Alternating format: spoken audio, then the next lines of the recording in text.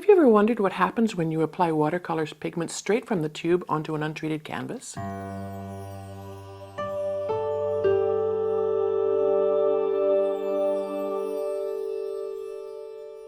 I'd like to thank the Process Art Discovery audience for joining me today. We're going to see what magic can happen when we apply watercolor straight from the tube directly to a canvas. So I've done videos previously showing how I apply watercolor straight from the tube to canvas, and I'm finding that that is really a great way for anyone who's maybe a little apprehensive about approaching watercolor. A lot of times we want to emulate a scene or an item, and the details get in the way. So I thought today, by exploring just shapes and how things come together, seeing what the paints want to do before we step in and get our own interpretation happening. So my canvas is a canvas board. You can get the thicker canvases on a framed backing if that's what you prefer. But I like these little guys. They're easy to store, and they can be popped into a frame quite easily if you choose to do that. So they're quite easy to work with. And this one is just an inexpensive frame board, I suppose it's called. There's nothing on the back to say what it is exactly.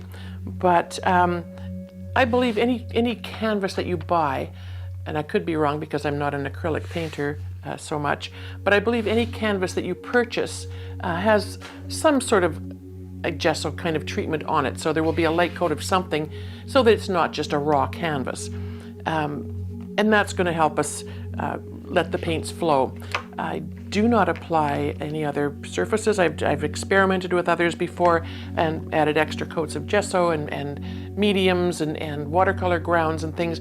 And I found for this process, letting the paints flow and seeing what shapes emerge, adding those other products just kind of stifles the flow of the water and the paint.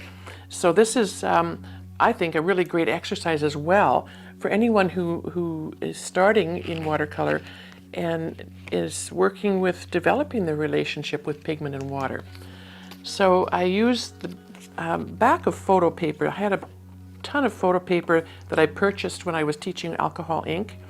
And so it's handy to use. I don't use the shiny side, I don't know if you can see that, but I cut it up into little pieces, and I can use the back of it. It's non-porous. It'll hold up to pigment and water sitting on it, and without buckling or changing shape. And also, if I don't pick up everything that I want off the page or the piece of paper, I can let it dry and re-wet it again and use it.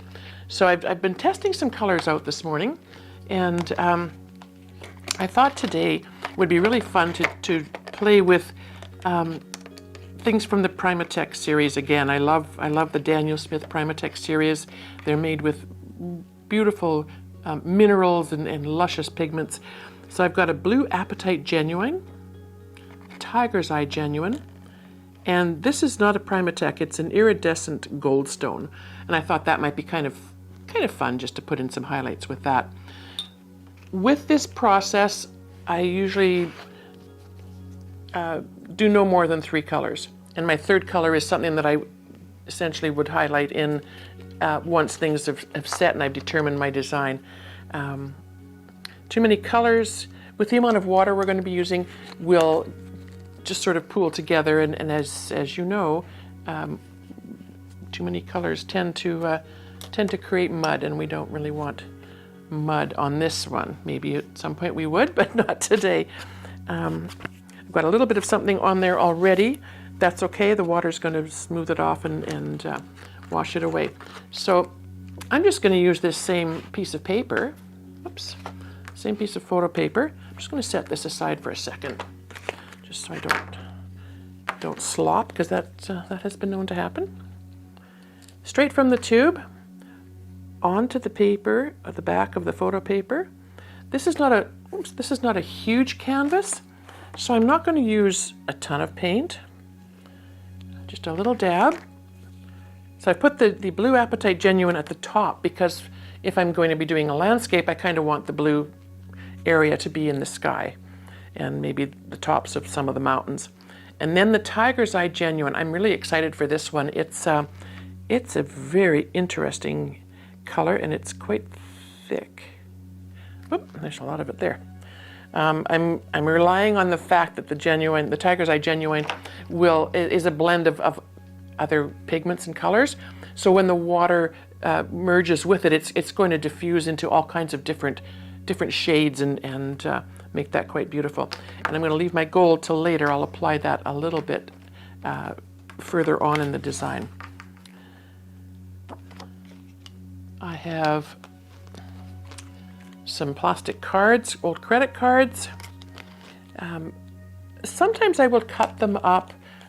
Be careful if you're cutting them that you don't leave a real sharp edge. I like to round them off a bit with scissors.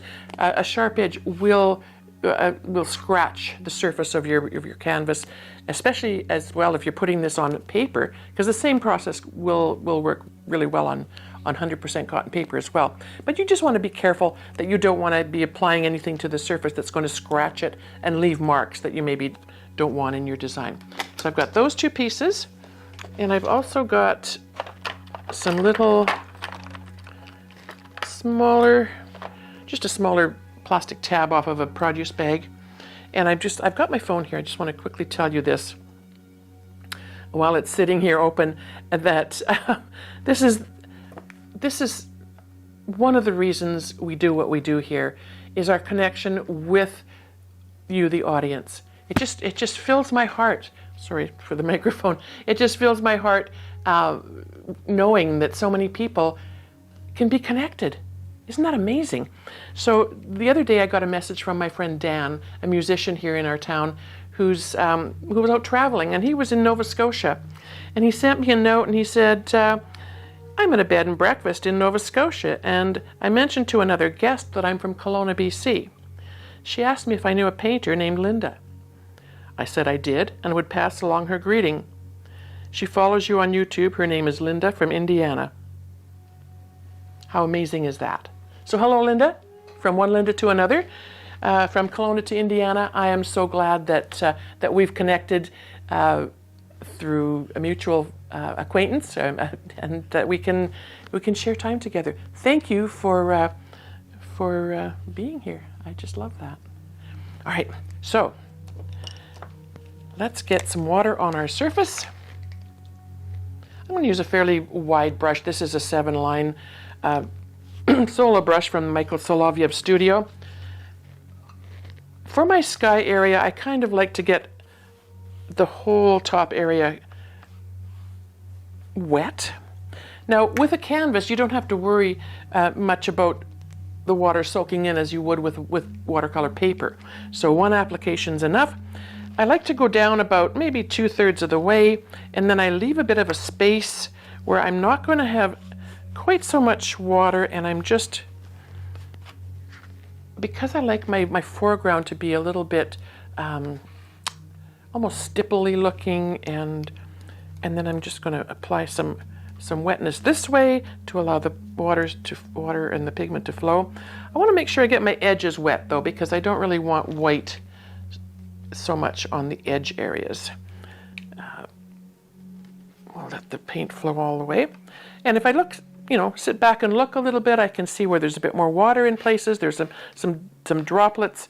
That little bit there that I mentioned that I had a bit of paint has come right out, you see, so I didn't have to worry about cleaning that off earlier. I'm going to take one of my larger cards, and I don't know if you can see this little guy or not. I'll move him over here. I'm just going to bend the card slightly and pick up a good amount of that pigment from my little makeshift palette. I've got the blue on the top and the tiger's eye on the bottom. So I'm going to switch hands because it's going to be awkward the other way. Now for a landscape, I want to consider just some gentle mountain flows. If the water and the pigments have other ideas, I can always sharpen those edges, make more cliffs, that kind of thing. So I'm going to just start about 2/3 of the way up, I think. As with all my paintings, I tend to sort of shy away from using my first application of pigment dead center. I like to keep a sort of a 2/3 rule going. I can already see how this this pigment is just so gorgeous on the canvas. I'm just going to pick up another bit. I'm going to bring it down. This is very thick. I'm going to pick up some of that from up here and bring it a little bit further down into my design as well. And because it's thicker, I think I'm going to, I'm just going to add a little bit more.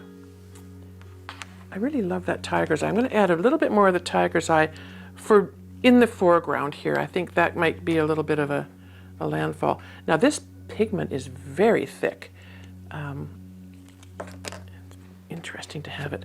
And I just sort of smeared it on the page, so it's a little bit thicker in places on my card. I'm not worried about that. That's going to give me an opportunity to, you know, to have various levels of things flowing on the paper. Now I don't really want stripes either, so I'm going to incorporate some of that, and I'm just going to bring it down.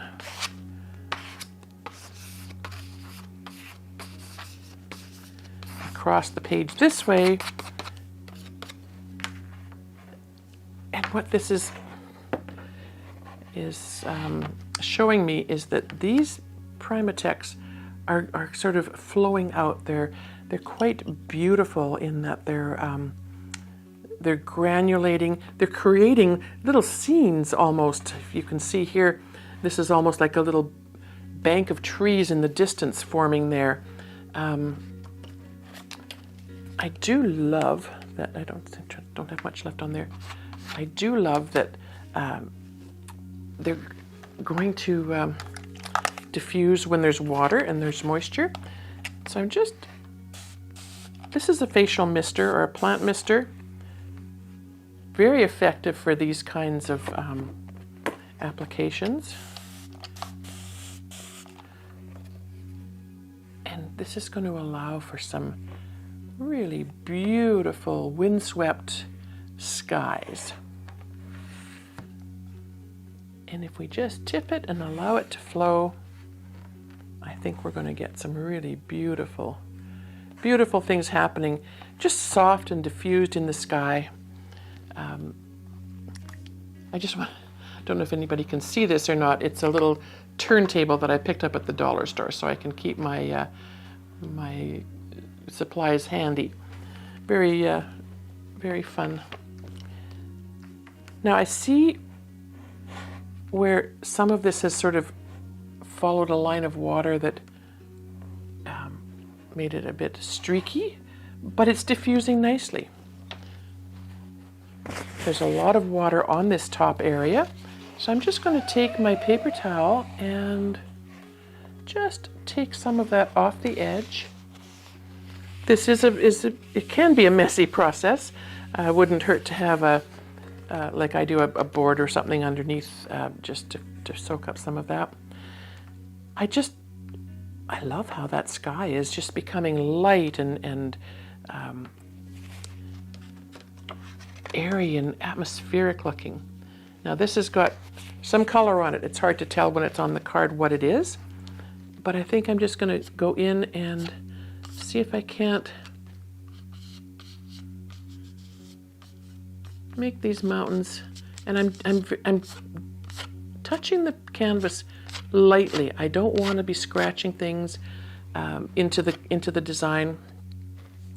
And I do want, for the most part, I want the pigments to be able to move on their own. So I'm pretty happy with that.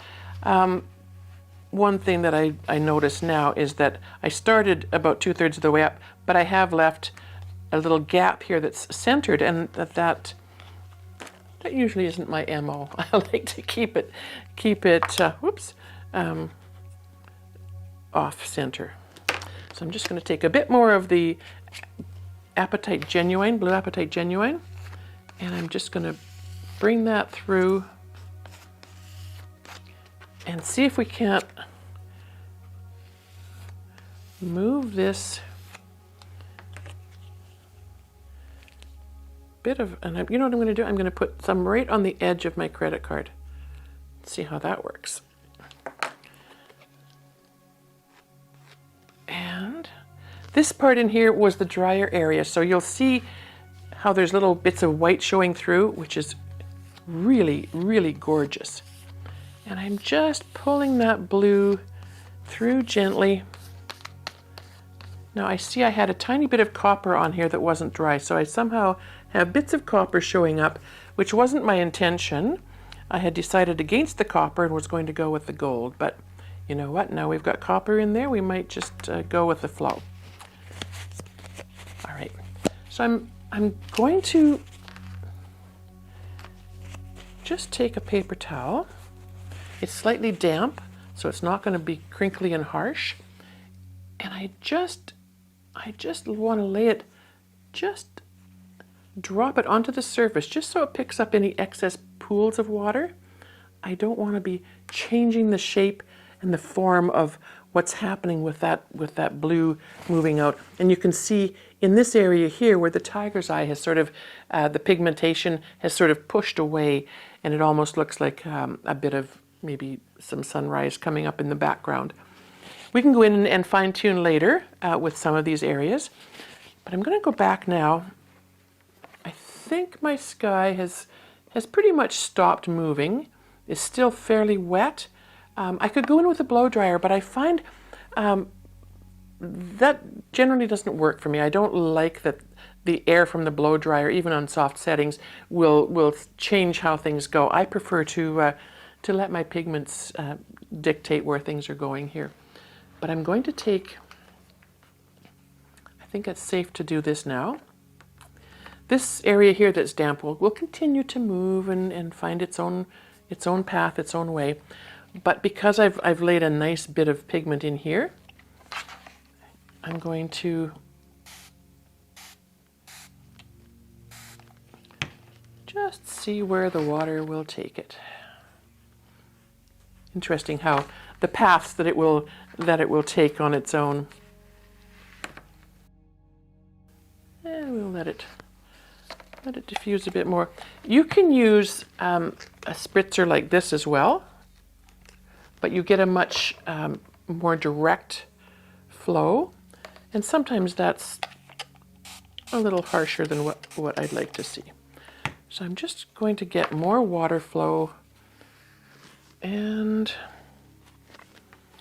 as you can see, we're creating puddles.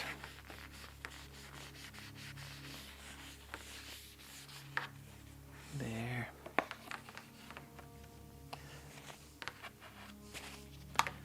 So at this point in your process, you can stop and take a look. And I can see here where this area is intriguing to me. It looks like there's, you know, some things already happening there, some shorelines and some this even could be a little cliff area coming up. It's a good chance to take your time and sit with your painting. All of these paints on the surface can be re-wet and moved, cleared out with a damp brush, with a paper towel afterwards. So I'm not in any panic to really get things moving where I think they need to go. I can let the water continue to move a little bit. Tip it up this way slightly. You can move it around, let it flow. When we're ready to start fine-tuning, there's a number of different brushes that you can use, and most of them tend to be, I think, acrylic brushes, but I love that their bristles are a little stiffer than what you would normally use for watercolor. They have a fine edge on them, especially if they've been wet. They come to a very nice edge, and you can create lines. So you use basically your brush as a pencil. I'm just going to clear up some of these little water lines that happened on the edge while I'm at it. And I want to pull out this to the edge.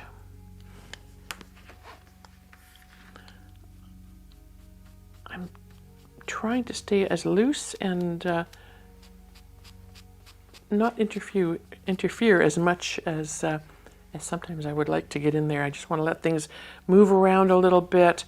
That moisture is taking the paint, the pigment, and moving it. And if I can visualize this being perhaps the edge of a lake, the shoreline coming down, and like I said, there's about center. I don't mind if some of it's centralized, but I think I would like to have some of it down, maybe down here a little more. So we will bring that that line down a bit. So as with painting on paper, any surface, I like to keep my horizon lines horizontal. I try to avoid the curve area. And now that this pigment is starting to, and the water is starting to dry a little bit, I can start to go in and just sort of clear away a little tiny bit where I would like to see, maybe some definition of some shorelines. I love this is sort of like a sand dune, and we've got some edges that can be more clearly defined here. I'm going to leave some of that darker pigment to look like rocks or growths of some sort. But as you can see over in this corner, it's really, the pigment has pretty much created its own little world. As with here, it's diffusing quite a bit. Some of the pigments will stay thicker, and when they dry over time, if you've got lots of really thick areas, the paint will tend to crack a little bit. I treat all my paintings, whether they're on canvas or on paper, with several coats of UV protectant varnish, and that's over the years has served to be the best way for me to preserve that aspect of things. The little crackles add to the atmosphere of the painting, and I suppose unless you're picking away at them with a palette knife or something, they're just going to stay there. They're not going to go anywhere. So that's a nice option. So let's see if we can't get this shoreline coming down a tiny bit. I'm just looking to see where I can see possibilities. So I want this to come in a little bit, and the water can maybe look like it's flowing past this way. This perhaps is a little bit of a little rock embankment. With these, it's lovely to just leave a lot to the imagination as well. And I very often get people saying, "Oh, I've seen, I've seen the face you put in there," or, "There's a duck," or whatever it happens to be. And that's always fun too. I don't usually go into these paintings with any of that in mind. And it's kind of like a little bit of magic when it does happen. This is the dark tiger's eye that has not moved around with the water so much. And we can go in and just smooth that out a bit. The tiger's eye is just an amazing pigment, or a group of pigments. It is it's luscious. It's got a softness to it, a blend of there's almost a soft green coming through, as you would see in a tiger's eye. Yeah, I have to commend Daniel Smith on this one. It's one of my favorites. So I'm just gently shaping a little bit of what might be some land. I'm not going to complete it right to the edge. Like I say, I like to leave a certain amount of it to the imagination. This area could be windswept sand dunes.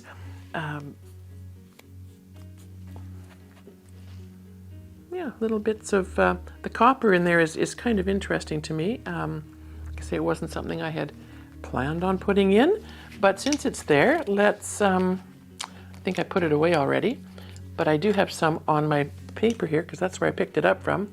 I'm just going to wet that and just bring it in.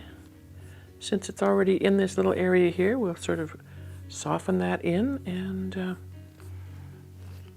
sort of offset things. I like to have a little bit of a continuation of color. So we've got there, and maybe I will just put a tiny bit of that just down in here. So it's a bit of a pinky. The copper is an iridescent one as well. It's not one of the Primatex. But you don't need much. It's just enough to highlight and pick up what those areas are. So this, I see I've got a bit of a curve. I'm just going to go there. And because I'm pulling this out, it looks almost like an icy shore.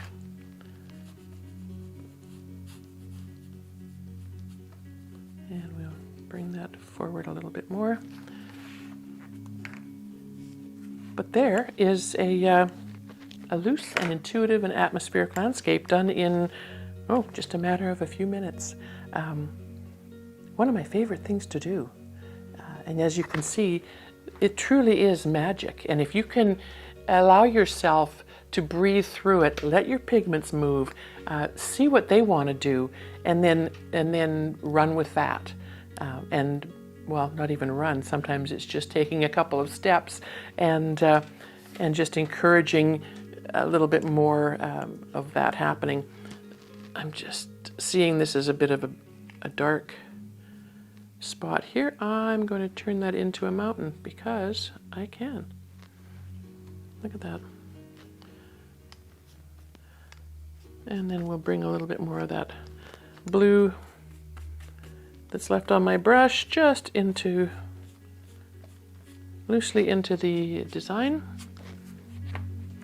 And I think I'm happy with that. I love that, these little bits of areas where the pigment hasn't touched can be pretty much anything you want it to be. A pathway, a little snow-covered hillside. And I would leave it like this. You could go further. You could add more to your design, chisel out your shorelines even more if you like. But I love that this has become a cool little piece of art. I love how it's come together. I love that by allowing the paint, the pigment, the water to do what they need to do on the canvas, and I'm basically just a spectator for the most part, can be really a magical experience. And for me, it's almost like a meditation. So give it a try. It's a really fun, simple way to get to know your paints, get to know what they will do with the water that you apply and the surfaces that you use. I'd like to thank the Process Art Discovery audience for joining me today. We had some fun applying big pigment straight from the tube onto the canvas, watched the magic happen. A little bit of meditation. I loved it. If you like what you've seen, please subscribe to the channel or visit the website.